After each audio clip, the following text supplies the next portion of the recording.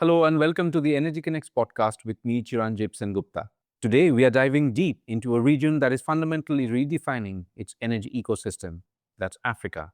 In a recent interview, I spoke with Anibor Kragha, the Executive Secretary of the African Refiners and Distributors Association, or ARDA, who laid out a sobering but crucial reality. Global supply chain choke points and geopolitical shocks are no longer just headlines, they're actively forcing Africa to build integrated, self-sustaining downstream supply chains. From harmonizing fuel standards across borders to unlocking intra-African infrastructure investments, Africa isn't just reacting to the transition, rather it's building resilience by design.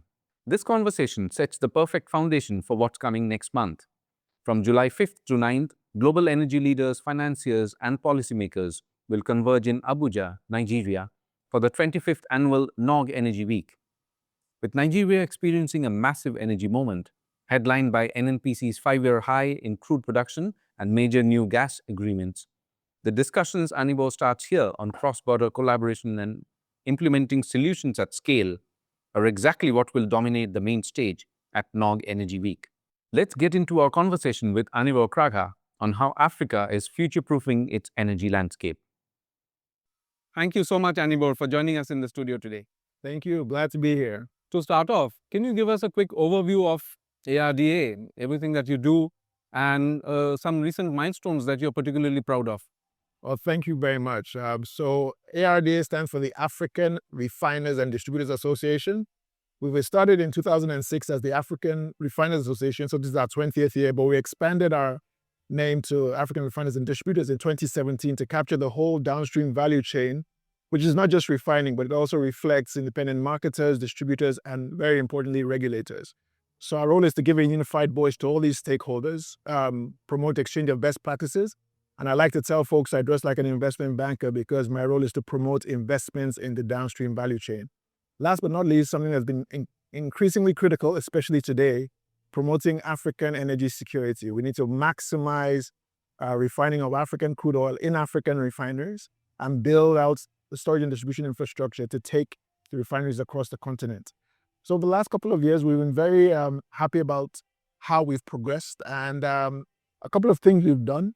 We are very close with the African Union on our harmonizing fuel specifications. It may interest you to know, for example, across Africa, we have 11 different grades of gas, oil, or diesel with fuel specification ranging from 10 ppm to 10,000 ppm. 12 grades of gasoline ranging from 10 ppm to 2,500 ppm. So we've been working with the African Energy Commission at the African Union, and we think we're very close to getting harmonized Pan-African specs. We call it AFRI 6, which is 10 ppm sulfur. Why is that important? That will help us aggregate markets. If you're making an investment and you have a single spec, you can make an investment and start to aggregate markets across regions, and that will really make things worthwhile for us in a downstream perspective. An excellent overview there. Lots of points to talk about. Let's go a little deeper one by one. With everything that's going on with the Middle East conflict, one word that we are hearing a lot is resilience. Yeah. How does that, resonate with you, especially from the downstream value chain point of view? It resonates definitely a lot. We were talking about this a few minutes ago, but the reality is that it used to be all things being normal, all things being equal. Well, in the last 6 years, we've had COVID, we've had Russia-Ukraine, we've had Red Sea, Gaza, and now the Middle East conflict. So it's the new normal, and that means supply chain resilience, right? And when we say supply chain resilience, it's not just refining. Of course, everybody talks about refining, but you don't just go and get refineries off the shelf. But it's beyond that, okay? I like to tell everyone that nobody puts a barrel of crude oil into anything to go anywhere, not into a plane, not into a vehicle, not into a train. So you have to refine and add value. So it's that entire supply chain, okay? I did an article, you can check it out on LinkedIn, that says what happens if Africa cannot import fuel for 30 days. We're seeing it now. So we need to start getting really serious about how we make intentional investments across the downstream value chain. And to do that, for investments to show up, I like to tell people that there are 4 things that need to be in place first. The first is regulatory frameworks to support investment over an investment horizon, not an election cycle. Second is adequate project preparation. Let's define scope, cost, schedule of projects and take it from wish list to projects backed by economics, rationale, that actually meet the needs of regions, preferably regions.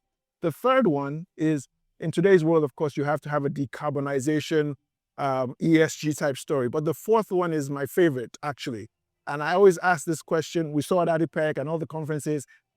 Raise your hand in any room I'm in on who is going to be 40 years old or younger by 2030 in Africa, in our workforce. I barely get 2 or 3 people in a room. Where's the human capital to actually turn business plans into reality? So for these investments to show up, we need to be intentional now. Get our regulatory frameworks in place. Get our project preparation in place. Get our ESG story right. Get our human capital so that we can start to attract investments and build out the resilient supply chains that we need to meet our growing energy demand. And it's really great that you mentioned the point about investment. Do you think with all that's happening now, it's a wake-up call for further investment in downstream? And what are the opportunities you see? So it's definitely because now everyone is realizing. I started by talking about African energy security. We moved from energy transition to energy security. And we have to look at how do we create a domestic intra-African oil and gas industry that's robust, that works for us. That is another thing that we've been working with the African Union Commission and the African Petroleum Producers Organization, APO, on how can we create this. And we need to look at where are the pockets of demand, where are the countries that are going to need the demand. If you look at the demographics, 3 of the top 10 countries by population by 2050 will be African. Nigeria at number 3, the DRC at number 8, Ethiopia at number 9. So when you start to look at all of that, you start to say, how do we create hubs of demand that we can start to put investments to feed? For example, you look at, I don't know if you heard about the Central Africa pipeline system. CAPS, 11 countries in Central Africa coming together to put in place infrastructure.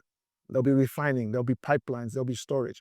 That's the kind of thing ARDA is very engaged in. That's kind of what we're looking at now. And that's what we believe, if we move with intention now, as a block, looking at the growing energy demands that we have, the growing population that we have, we definitely will be able to hopefully weather these kind of shocks better in future. And that also brings us to the point about energy security that you were talking about earlier. Yes. How do you see this, not just the conflict, but everything that's happening as a result of that, all the crisis that we see, reshaping the whole concept of energy security? Well, they say never waste a good crisis, right? So the question is, what does that mean for the key players in the region? So we're in Cairo today. Egypt was a model for almost balancing its energy mix, right? You produce crude oil, you have a robust refining industry and a good renewables mix as part of that.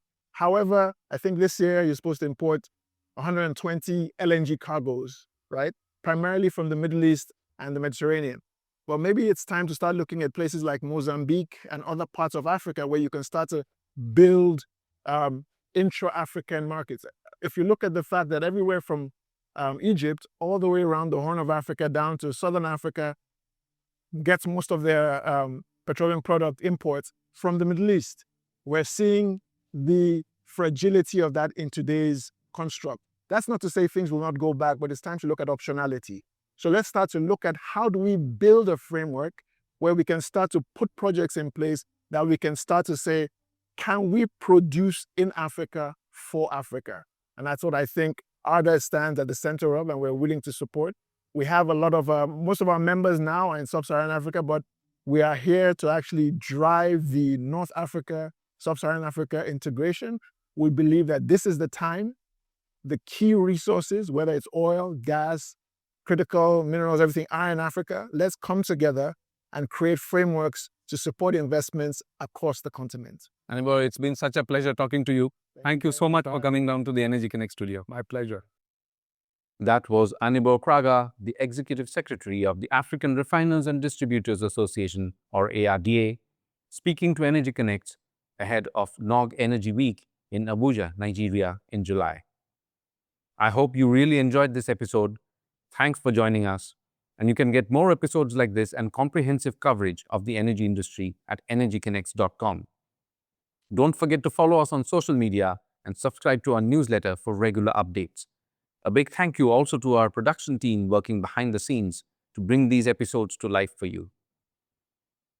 Thank you, and I'll see you soon on the next episode of the Energy Connects podcast.